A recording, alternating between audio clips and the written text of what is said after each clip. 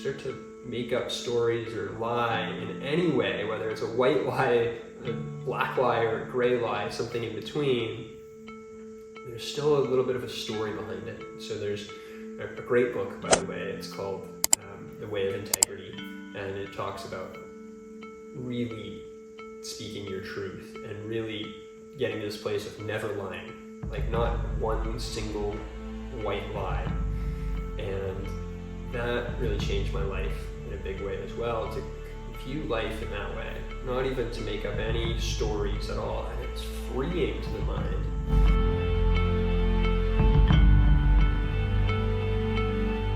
Hey everybody, welcome back to the pod.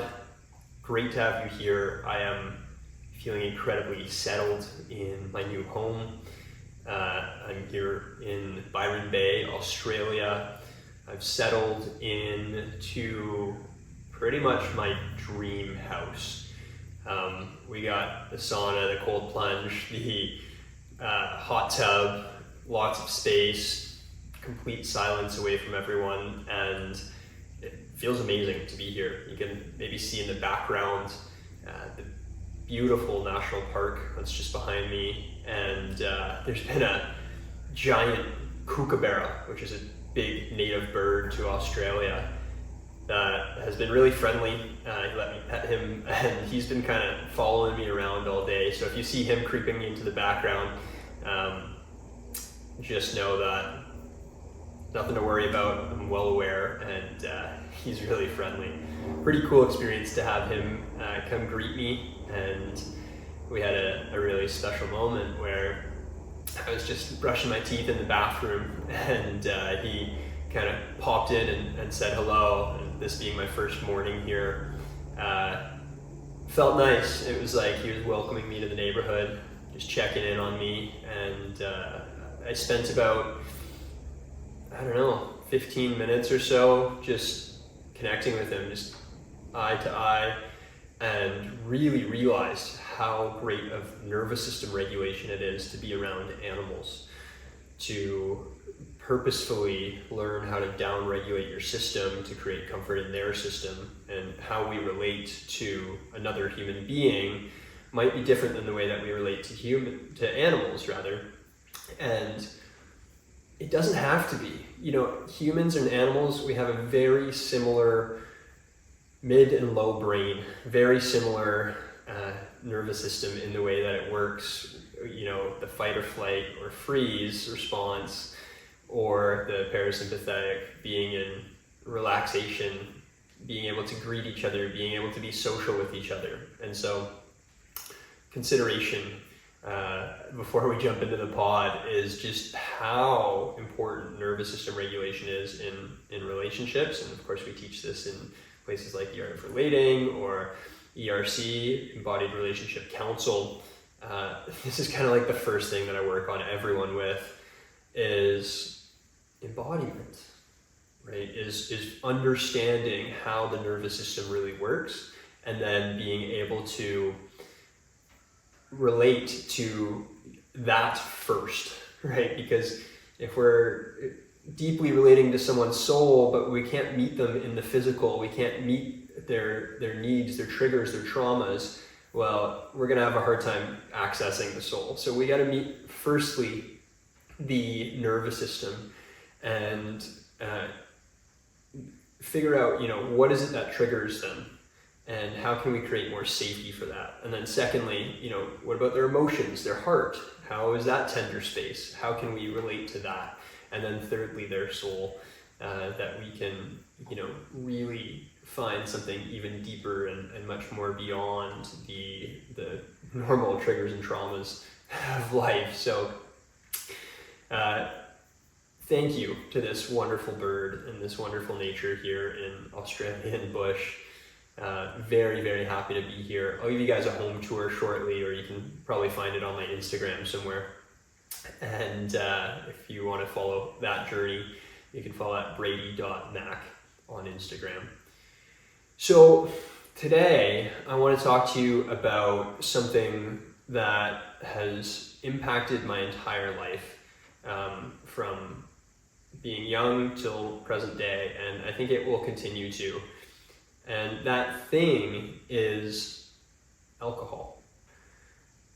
Alcohol is such a funny thing because it's so normalized. It is legal for one, it is like socially acceptable for two, and in fact more than socially acceptable, it's actually something that a lot of culture promotes, right? For various reasons, because of money or inhibition, or of the inherent fun that alcohol can bring to someone's life. And let's face it can be fun. It can be fun to have a glass of wine. It can be fun to have a few beers with your buddies. It can be fun to go out and party and have that as something to kind of loosen you up a little bit. And that's certainly where my journey started with alcohol. My journey with alcohol was very much related to partying, right? I grew up playing ice hockey in Canada, and I played at a competitive level, and oftentimes we would use the motto, win, lose, we still booze. And the idea was, whether we win the game, we lose the game, or anywhere in between, at the end of the day, we always have a couple cold ones and kick back and enjoy ourselves. And so on one hand, there was a lot of celebration around alcohol, and I really attributed that relationship to alcohol to celebration. And it was a great tool for socializing for me. It helped me connect with other humans, mostly the guys that I was playing hockey with or going to school with, and that was great. I think it was for that really great.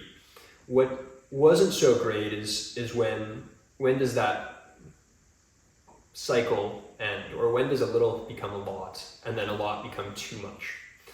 And for me, I have in my bloodline even a really alcoholic bloodline, to put it bluntly. Grandparents from Scotland, from Ireland, and in my direct family as well. My dad was certainly an alcoholic for many years, and there is kind of this normalcy around that, and almost this expectation around that. And when it's something that the way that we relate to alcohol is for celebration, for socializing, I really truly think that if you go have a couple beers with your mates a few times per week, it's probably better than completely isolating yourself and not having anything to drink, but also not having that social engagement. Social engagement is so important, and so for that, I think there's a really beautiful use and place for that. Like anything, there's a time and a place for everything. And the trouble is, alongside with the celebration part of alcohol or drinking, there was also this relationship of shame and guilt. But I didn't realize that at first. When I first was drinking, it was, again, exciting. And then when I got a little older, I started drinking pretty young. Like, I think I was probably 12 or 13 when I think the first time that I really got drunk. And then I got a little older, became a little bit more aware of drinking and drinking patterns, and particularly with my father, the amount that he was drinking. And then I saw a lot of really dysregulating and harmful ways of drinking that really harmed the family. And there was, time, well, I won't go into detail for the purpose of this podcast, but maybe another one. But there was times of starting to understand the damage that it was causing to the family. And because of the damage that it was causing, there was also this quality of like sneaking alcohol, or like, not wanting to be the alcoholic, but at the same time wanting to socialize and drink and have fun. And for many, many years, that was the case. I would drink and have fun. Sometimes I would sneak it, and I found myself sneaking it not just around my parents, before I was legal drinking age, but also, I would sneak it around ex-partners or even friends, or sometimes even while working. I would sneak alcohol while I was on the job. I remember often being in the hospitality industry and serving tables or bartending, and it would be pretty regular for me to have quite a few drinks while I was on the job, which, that kind of job, you can kind of have fun, you can kind of make it work. Certainly it was not ethical or right, and I wouldn't recommend it to anyone, especially outside of the restaurant industry. Obviously, anyone operating heavy machinery or anything of that nature. But for me at that time, that sneaky alcohol use kind of came in a time where I didn't want other people to know that I was drinking, or in a time that I didn't want other people to know that I wasn't social or I wasn't celebrating. And I kind of built this whole identity at one point around celebration and around socializing and around partying. And that has its perks, of course. You're very likable, you always have fun, and it, creates this atmosphere around you of you're always a little bit loose, you're probably a little bit more careless than a lot of the people around, which kind of seems cool in some ways. What the drawback to that was that there wasn't much room for anything else. Meaning there wasn't much room for sadness or for being tired, not ready to party.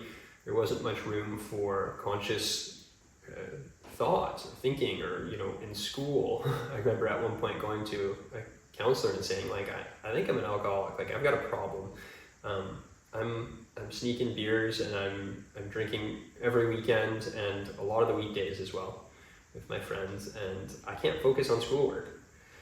So there started to be these kind of negative impacts on my life, which was definitely difficult to live all of life, right? The wholeness of life that I think we all want, and let's face it, is healthy and freeing. But there's those parts of myself that I was kind of neglecting, and I was showing maybe 1/4 of myself in this party, happy-go-lucky guy that was just enjoying life and was really carefree. And when I got a little older, I got into other relationships. There were certain times when I would say, take a month off drinking, or I would consciously make an agreement to someone else that I would quit drinking for a certain amount of time. And I remember at one point quitting for about, 6 or 8 months. It was a longer stint for sure. And that was because I had essentially gotten really drunk at a wedding and kind of made a fool of myself, embarrassed myself a little bit. And the next day I felt like shit. I had to apologize to a ton of people, and it wasn't a good look. And I said, that's it. I'm just done. I'm not going to drink anymore. And I quit for 6 to 8 months. And after that, my relationship to alcohol really changed. It was less about partying and celebration and socializing, because in those 6 to 8 months, I learned how to re-socialize again. And it was interesting to realize that actually I wasn't as great at socializing as I thought I was. Oftentimes, I think it was the liquid courage within the alcohol that gave me the ability to be loose and carefree and engage socially. And that was a real crutch, because on one hand, I thought I was really great at being social. On the other hand, when I was sober, turns out I wasn't that great. And I had to relearn how to engage with humans in sobriety, and I did, of course, over a longer period of time. And then when I started drinking again, there was a few times that I would have casual drinks. But what I noticed was my relationship to alcohol had shifted and changed. My relationship to alcohol then was of the nature of shame or guilt. And the reason for that was because I knew the damage that alcohol had caused in my family growing up, as well as the time that I got too drunk at the wedding and had to really apologize. And then alcohol became more sneaky. And I started to lie to people about drinking or not drinking. I started to become really private about drinking. And that wasn't serving me either. That was creating what we call vortexes in the mind, right? When we tell the truth, there's no vortexes. We can see clearly. There's calmness in the mind because you don't have to make up a story. But when you start to make up stories or lie in any way, whether it's a white lie, a black lie, or a gray lie, something in between, there's still a little bit of a story behind it. So there's a great book, by the way. It's called The Way of Integrity, and it talks about really speaking your truth and really getting to this place of never lying, like not one single white lie. And that really changed my life in a big way as well, to view life in that way, not even to make up any stories at all. And it's freeing to the mind. Now, of course, what that means is that you have to own up to all of it, right? You can't hide anything anymore. You want to share it transparently. And that's a big process because there's oftentimes parts of ourselves that we think are unlovable, and we care to not share those pieces of ourselves because we assume that others will judge us based upon us believing that those parts are unlovable. And actually what I found is that by exposing those parts of ourselves, there's usually a small bell curve. So you hit kind of a peak point of like right before the anticipation of sharing it, and then you share it, and then maybe it causes some friction, and then everything comes back down to normal and actually evens out much, much more. And that in that evening out, there's freedom in that. And so I share all of this because in the past week, or 2 weeks now it's been, I've decided to consciously quit drinking alcohol completely. And previously when I had quit drinking alcohol, I had done that for someone else. Because I felt bad about what I did, or I felt like I embarrassed someone else. And this time around, I quit alcohol for myself. And that was a really big stepping stone for me. And what I've realized is it's opened up so many opportunities for me as a human. And I knew that there's still that tendency to not quite understand what it is that alcohol does to me when I relate to it. And so choosing to completely be sober without, having a huge problem or a problem at all, really. In some ways, my life was just really great. If I had, a glass of wine with Loa, or if I, had even a cocktail by myself or something, like no harm, no foul. Very, very,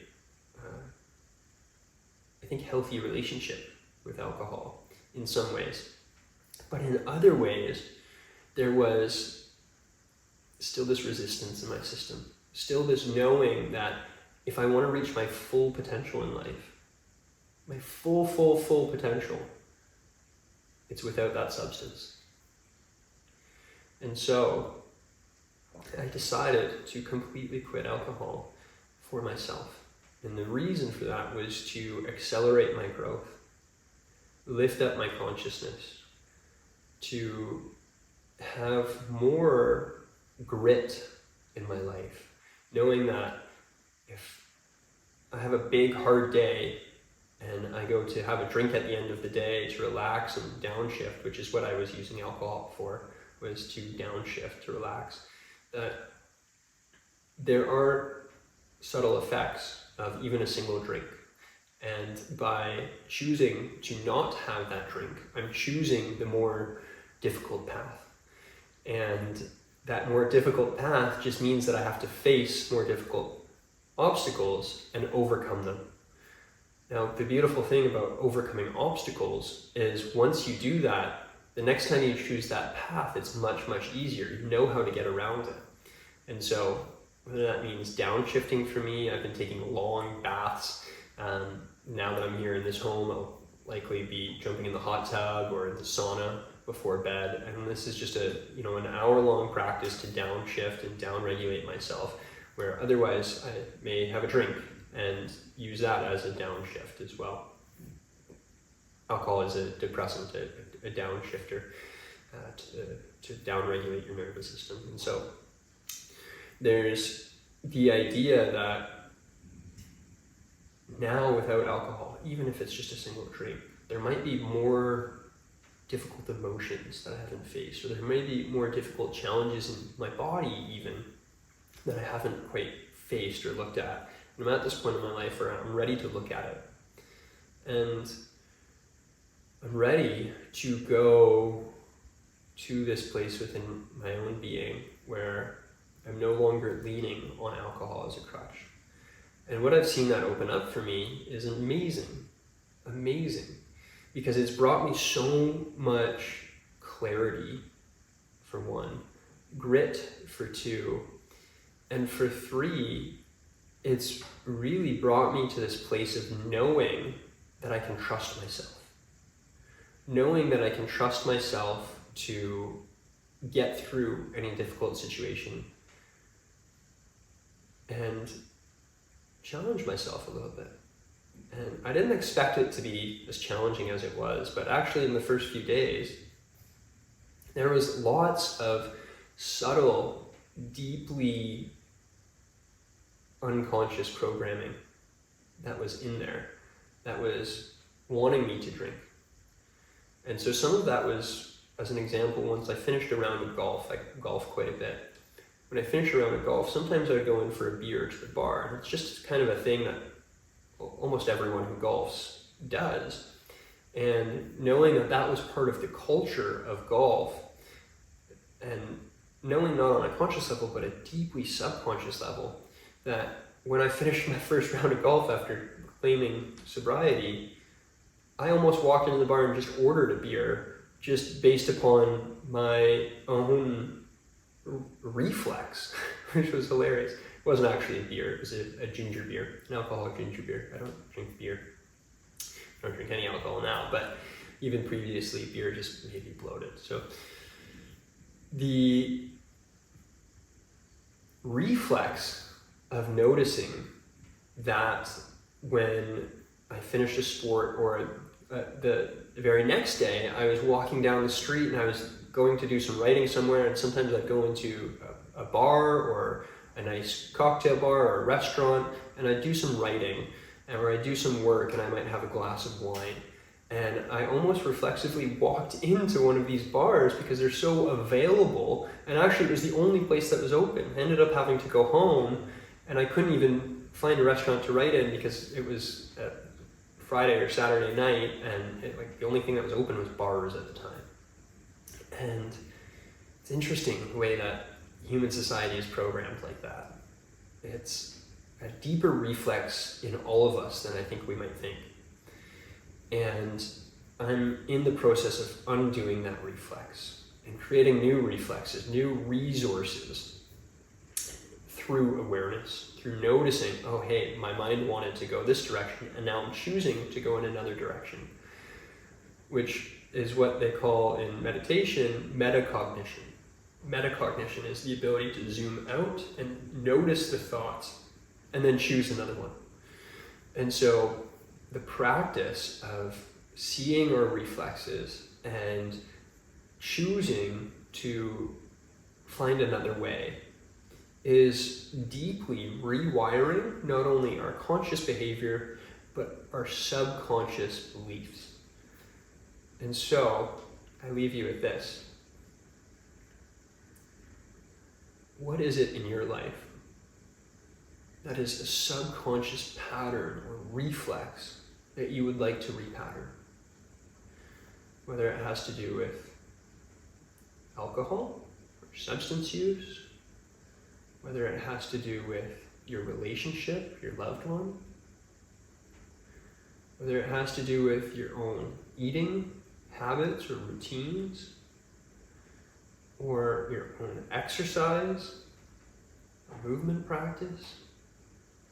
What is it that you would like to rewire? How does your dream life look? What would a day in your life look like? And if you can implement even just one thing that is new and then choose to do that repeatedly, or remove one thing that is old and choose to not do that for an extended period of time, you're really working with the mid and the low brain, the more reflexive part of our system, similar to our birds out here and all animals, that is wired to do something repeatedly. And the way that the brain and the nervous system works is it loves patterns. It loves to recognize patterns. It loves familiarity. So just know that, if your pattern has been there for a long time, maybe years, maybe lifetimes, if it was an intergenerational experience of something like alcoholism or infidelity or any other pattern, it could be deep, deep, deep, deep within our DNA, deep within our lower brain structures. So undoing that pattern is big, and it's important, and it's difficult at first. But once you start to take those steps, you move in this new direction, your whole life changes. And Einstein said that we can't solve problems with the same level of consciousness that they were created with. So it literally takes us zooming out to metacognition and deciding, I see that this is my pattern. I see that this is my habit. I see that this is my behavior. Let me choose another way. And the reason that we do that is really important. So we're more likely to make a decision if we have a reason for it. We're more likely to continue to follow out that decision if we know why we're making that decision. And so I encourage you, sit, meditate, watch the thoughts, watch the habits, the patterns, the behaviors that you want to do or that you reflexively find yourself just doing, and zoom out. Zoom out and pick this other direction towards something that's more fulfilling for your potential. Thank you so much for joining me here. It's been beautiful to podcast here in this new home and to have you be part of it. If you found this conversation helpful, send it to a friend. If you don't feel like sending it to a friend, but you still found it helpful and you want to contribute somehow, I highly recommend that you leave a comment or leave a review on whatever platform that you're watching this on. Make sure that you subscribe so you don't miss any future episodes on how we relate to all things, to our intimate partner, to alcohol or substance, to our family, to the environment around us, to our lives, our bodies, ourselves. Thank you so much for being here. Have an amazing life. Hello, you beautiful souls. Thank you for listening to the Embodied Relationship podcast with Braedy Mac. I want to introduce to you a program for those of you who are in relationship, who are potentially married or just in a longer term relationship and might be feeling stuck or uncertain or simply craving more intimacy in your long-term relationship, the program that I would love to introduce to you is my signature program, which is the Embodied Relationship Council. And this is a journey where you get to embark on opening the heart and exploring the power of mindfulness, emotional healing, as well as the science of lasting connection. And it's not just about the spark, it's about creating conscious love that evolves over time and actually thrives with more time together. And so this is a space for a conversation for you and your partner to come together and to experience what it's like to grow together in love and understand the warm, loving embrace of each other's souls. Through the joys, through the challenges, we learn how to overcome all of this through conscious love. So if you're craving a love that really feels like home, a connection that nourishes your heart, I implore you to check out Embodied Relationship Council, and let's deep dive into your soul's growth, your soul's liberation, and the magic of conscious love together. If you're interested in joining the Embodied Relationship Council, click the link in the show notes, and I look forward to seeing your application come in. Peace and love, everybody.